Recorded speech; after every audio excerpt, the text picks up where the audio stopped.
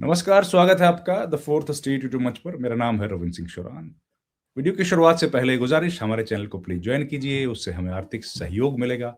आपकी छोटी-सी आर्थिक मदद हमारे लिए बड़ा वित्तीय सहायता होगी। हमारे साथ बात करने के लिए आप देख पा रहे हैं, जुड़ गए हैं देश के जाने-माने पर्यावरणविद प्रोफेसर अनिल कुमार छंगानी। प्रोफेसर अनिल कुमार छंगानी को आप कई बार हमारे वीडियोज़ में देख चुके हैं। वो महाराजा गंगा सिंह यूनिवर्सिटी, बीकानेर में डिपार्टमेंट ऑफ एनवायरनमेंट साइंसेज के अध्यक्ष हैं, हेड हैं। सर नमस्कार, आपका बहुत-बहुत स्वागत है। नमस्कार जी। प्रोफेसर साहब, आपने बड़ी अच्छी बात बताई, या वैसे तो बड़ी डेंजरस है कि बारिश इस बार सर्दी नहीं हो रही है राजस्थान के उन इलाकों में जहां पर सोलर प्लांट्स लगे हैं। ये कैसे हो गया? बिल्कुल साहब, ये ऑब्जर्वेशन देख के हम भी चिंतित हैं, हमारा किसान भी चिंतित है। जो गेहूं की फसलें हमने यहाँ बो दी, उनको जिस तरह की ठंड चाहिए, जिस तरह का टेम्परेचर चाहिए, वो अभी तक नहीं मिल पाया है। और मजे की बात है, पर्टिकुलर ज्योग्राफिकल रीजन हम लोग, अच्छा डिजिटल थर्मामीटर एक ऐसी चीज, आप कहीं पे भी ले जाओ, आपके मोबाइल में भी बताता है वहाँ का डाटा, और उस टेम्परेचर मीटर से भी बता देता है।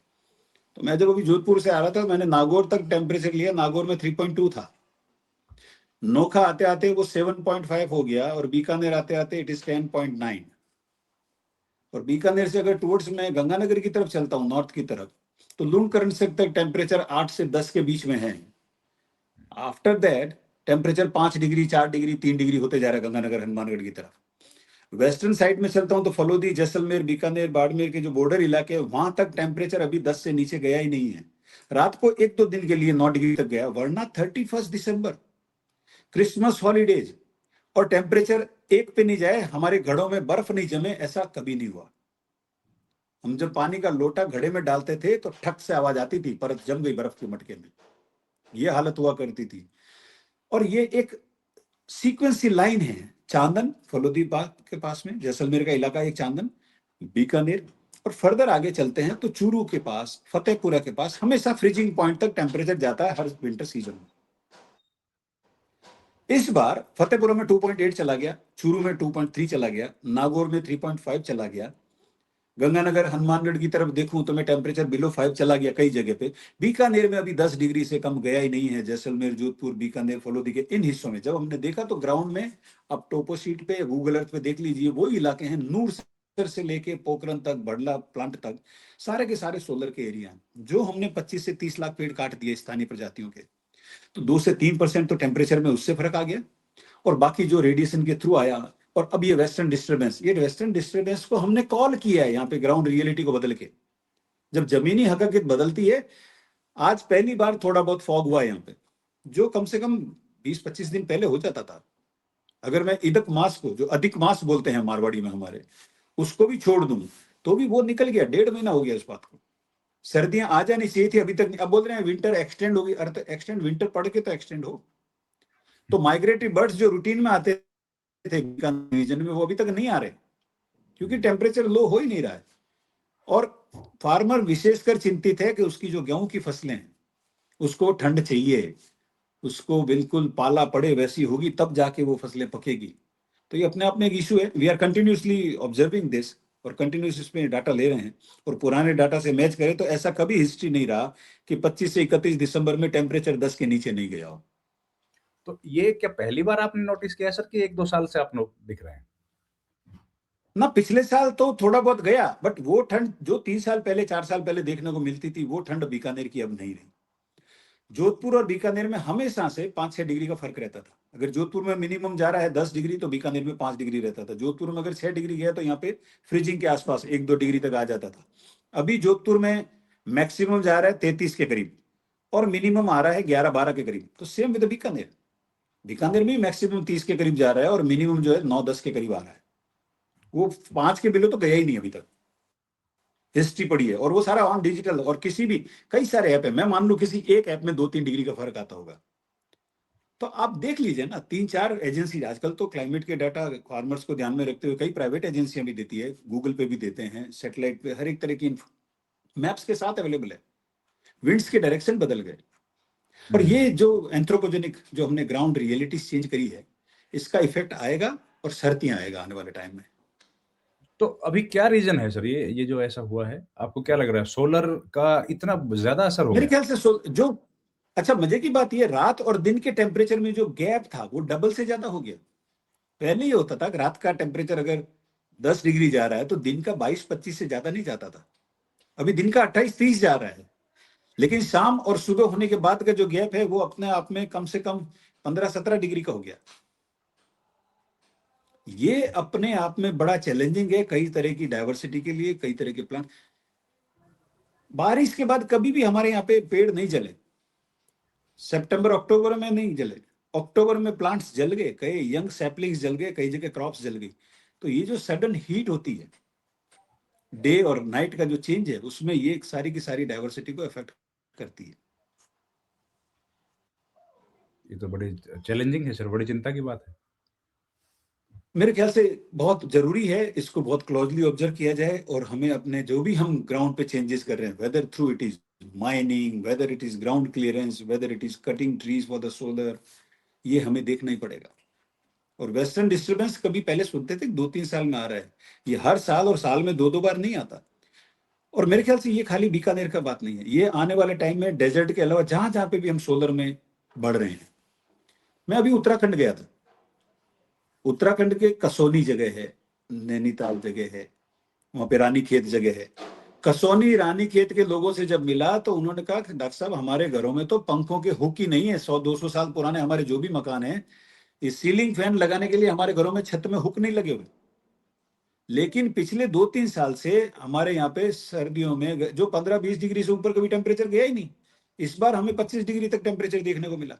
तो मैंने कहा भाई तुम्हारे आसपास कहीं सोलर लग गए होंगे। बोले नहीं साहब हमारे यहाँ पे कहीं सोलर नहीं है, कहीं पे विजिबल नहीं। पहाड़ियों में, इस पहाड़ी के पीछे क्या बेचारे कहां से देख पाए। मैंने जहां बैठा था गूगल अर्थ पे अपनी लाइव लोकेशन डाली और आसपास थोड़ा जूम इन करके देखा तो कम से कम 6-8 सोलर प्लांट नजर आ गए पहाड़ियों में, 2-2, 2.5 स्क्वायर किलोमीटर के। बताइए। उन्होंने चुपचाप से पहाड़ियों में पेड़ काटे, जनता को पता ही नहीं है, और वहां पे सोलर प्लेटें लगा दी, वो सैटेलाइट से नजर आ रही है। ये तो जब इस बदलती गर्मी में 5 से 7 बार इस बारिशों में बादल फट गए, जब लट बह बह के नीचे आए आबादी में, तब पता चला। और सुप्रीम कोर्ट ने, आपको ध्यान में हो तो, संज्ञान लिया था और चारों यस। स्टेट से पूछा था कि तुम्हारे यहाँ पे पहाड़ियों में क्या क्या गतिविधि हो रही है उसका ब्यौरा दो। तब जाके सरकारों ने कुछ संज्ञान लिया और कुछ अपने डाटा जैसे तैसे भी थे इकट्ठे करके प्रोवाइड किए। बट ये तय है कि जहां पे भी सोलर लगेगा वो 3 से 5 डिग्री वहां का एटमॉस्फेयर में टेम्परेचर बढ़ाएगा लोकली। वो चाहे आप यूपी में लगाओ, चाहे एमपी में लगाओ, चाहे महाराष्ट्र में लगाओ, चाहे उत्तराखंड में लगाओ, कहीं पे भी। लेकिन उत्तराखंड में जो वहां की डाइवर्सिटी है वो उस 3 से 5 डिग्री में गड़बड़ करेगी, वहां का हॉर्टिकल्चर एग्रीकल्चर इफेक्ट करेगा। डेजर्ट में डेजर्ट वाला करेगा, ये 50 से 55 के बीच सफर करेगा, वहां वाला 20 से 25 के बीच में भी सफर करेगा, क्योंकि वहां की क्लाइमेटिक कंडीशन ही ऐसी है। जो क्रॉप्स आप लेते हो, प्रोडक्शन वहां पे भी डाउन जा रहा है कई जगह पे। वो समझ नहीं पा रहे हैं कि एप्पल के क्यों कम जा रहे हैं, क्यों हमारे किन्नू कम हुए इस बार, क्यों हमारे जो लीची लगती है, लीची का प्रोडक्शन, वो बोला एक एक पेड़ पे हमारी बोलियां लगती थी, वो नहीं लगी इस बार, लीची का प्रोडक्शन नहीं आया। आसपास रामगंगा में इतने क्रेशर, इतने माइनिंग के लग गए डिवाइस वहां पे, रोड कंस्ट्रक्शन के चक्कर में, हाईवेज के चक्कर में, कि उन क्रेशर से वहां पे डस्टिंग का आलम देखिए आप, एक पेड़ ग्रीन नहीं दिखता, सारे के सारे मिट्टी से सने हुए दिखते हैं। ऐसी स्थिति में न तो पॉलिनेशन होता है, न उनमें ब्रीडिंग होती है, न उनके फ्रूट की प्रोडक्शन आती है। ये सिंपल सा साइंस है, इसमें कोई रॉकेट साइंस नहीं है। लेकिन हम ये चीजें देख नहीं रहे, इनको हम समझ नहीं रहे हैं। जो एग्रीकल्चर साइंटिस्ट है वो इस एनवायरमेंटल इश्यूज को, इन क्लाइमेटिक इश्यूज को ढंग से समझ नहीं पाता। वो कहता है या तो कोई सीड इस बार गलत आ गया, या कोई आपने फर्टिलाइजर प्रॉपर नहीं दिया, या टाइम से आपने निराई गुड़ाई नहीं करी, इस वजह से प्रोडक्शन कम हो। फैक्ट रिमेन्स कि अगर पॉलिनेटर्स नहीं होंगे, आपने इतना पेस्टिसाइड इंसेक्टिसाइड ऑलरेडी यूज कर लिया है कि काफी सारे इंसेक्ट की पॉपुलेशन वाइप आउट हो गई उस एरिया से। आप लोकलाइज इफेक्ट नहीं करते, ट्रीटमेंट जब भी आप पेस्टिसाइड कर लेते हैं, आप देख लीजिए गंगानगर, हनुमानगढ़, पंजाब में सीधा स्प्रे लेके, वो इवन मास्क भी नहीं लगाते बंदे। कल ही की न्यूज में था, नया नौसिखिया था, उसने स्प्रे मारा और स्प्रे की उस स्मेल से वो वहीं डेथ हो गई उसकी खुद की। तो हमारे यहाँ पे हिंदुस्तान में पेस्टिसाइड यूज करने का कोई मेजरमेंट ही नहीं है। उसके ऊपर जरूर लिखा रहता है कि आप इतना इतना सेफ्टी मेजर करो, इसको यहाँ पे रखो, बट आप यूज करते हुए देख लीजिए इमेज, वो बिल्कुल ब्लंटली स्प्रे मार रहे हैं फील्ड में जाके, बिना किसी कंट्रोल के, किसी सेफ्टी मेजर के। ये तो बड़ा डेंजरस है सर। ये तो जी बहुत नुकसानदायक है ह्यूमन हो बॉडी के रहा है। लिए भी और अब जो हमने चेंजेस देख लिए, और नतीजा ये है कि आज की तारीख में पेस्टिसाइड आपके हर प्रोडक्ट में अवेलेबल है। हम्म, मैं आपको ऑन रिकॉर्ड कहता हूं, बहुत टाइम पहले आपको ध्यान में तो पेप्सी को बैन किया था, हिंदुस्तान में पेप्सी बैन हुआ था। बिल्कुल याद है सर। पेप्सी बैन होने का वजह हमने पेस्टिसाइड बताया था। उस पेप्सी के जी, पास कोई ढंग का साइंटिस्ट, कोई लेबोरेटरी नहीं था, वरना वो बताता कि जितना पेस्टिसाइड आपने मेरे पेप्सी में देखा, उससे ज्यादा मैंने जो पानी इसके लिए काम में लिया उसमें था। आज हम जो पानी पी रहे हैं उसमें पेस्टिसाइड कंटेमिनेशन उस रेट से ज्यादा है जिससे पेप्सी बैन हुआ था। उससे ज्यादा कंटेमिनेशन का पानी आज आप और हम पी रहे हैं। गाय का दूध, ऊंट का दूध, बकरी का दूध, भैंस का दूध, भेड़ का दूध, इंक्लूडिंग मदर्स मिल्क, पेस्टिसाइड का कंटेमिनेशन उसमें भी उतना ही मिला है। तो हमें मिला। सोचना पड़ेगा कि हम ग्रीन रेवोल्यूशन के नाम से जहां हम बढ़ चुके हैं, आज हम प्लास्टिक कंटेमिनेशन की बात कर रहे हैं, वो भी हर बॉडी में आ गया। फिर हम देख रहे हैं कि 20 साल के लड़के को हार्ट अटैक आ रहा है, 22 साल का लड़का हार्ट अटैक से मर रहा है। हम अपनी बॉडी को इतना कंटेमिनेट कर चुके हैं बायोलॉजिकली, जी, विच इज वेरी डेंजरस। और अभी तक कोई मेजर हमने उठाया नहीं है, कोई स्टेप्स हमने लिए ही नहीं है। हमारे बिल्कुल। पास कोई मॉनिटरिंग बॉडी नहीं है जो इस फार्मिंग को, पेस्टिसाइड को मॉनिटर कर ले। हमने पेस्टिसाइड के चक्कर में सारी की सारी एग्रो बायोडायवर्सिटी खत्म कर ली।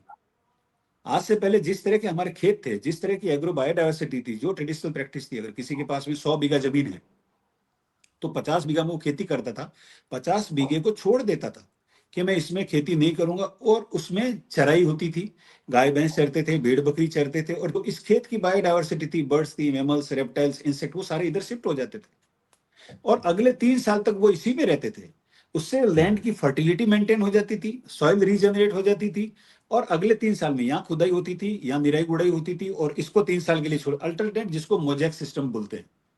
आज ये परंपराएं खत्म हो गई। आज हम एग्रो पेस्चर की तरफ बिल्कुल नहीं जा रहे। आज हम खेतियों को साफ कर करके पूरे के पूरे वहां पे स्प्रे मार रहे हैं दवाइयों के, सिंगल मोनोकल्चर क्रॉप कर रहे हैं। उससे सॉइल की फर्टिलिटी, लैंड की फर्टिलिटी, वो पेस्टिसाइड की वजह से तो वैसे ही खत्म हो गई। और सिंगल मोनोकल्चर करते करते आज गवर्नमेंट ऑफ इंडिया के डाटा है कि 20 से 25% लैंड हमारी कंटेमिनेट हो चुकी है, वो खेती के काम की नहीं रही है, विशेषकर पंजाब, हरियाणा, गंगानगर, हमारे ये जो बेल्ट की जमीनें हैं। बिल्कुल, बिल्कुल। जी, आखिरी इस मुद्दे पर सवाल सर कि ये जो सर्दी घटी है, मौसम का जो असर हुआ है बदलाव, इसका किसान की फसलों पर क्या असर पड़ेगा? किस-किस फसल पर असर पड़ेगा? मेरे ख्याल से जो विंटर क्रॉप्स है उनका प्रोडक्शन तब तक नहीं होगा जब तक उसको वो टेम्परेचर नहीं मिले।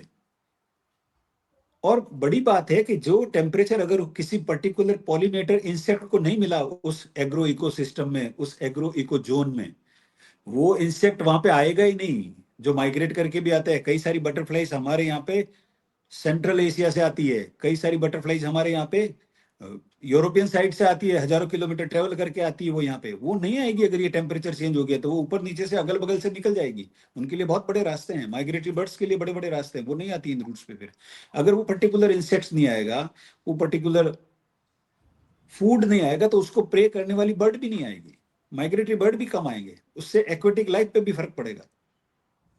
और कई जगह मैंने अभी देखा कि किसी वाटर बॉडी के ऊपर उन्होंने सोलर प्लेटें लगा दी। आप देखो तो सही, एक्वेटिक लाइफ तो बिना सनलाइट के तो होगी नहीं। तो हम जो कुछ भी कर रहे हैं विकास के नाम पे, थोड़ा हमें उसको रुक के रिव्यू कर लेना चाहिए। हम इस तरह से अगर हेड करेंगे तो हमें नतीजे बुरे मिलेंगे, और छोटी सी गलती की बड़ी सजा मिलेगी, और फिर हम उस काम को ही छोड़ देंगे। हम उसमें गलतियां निकालेंगे, टेक्नोलॉजी में गलतियां निकालेंगे, फैक्ट बहुत छोटा सा है।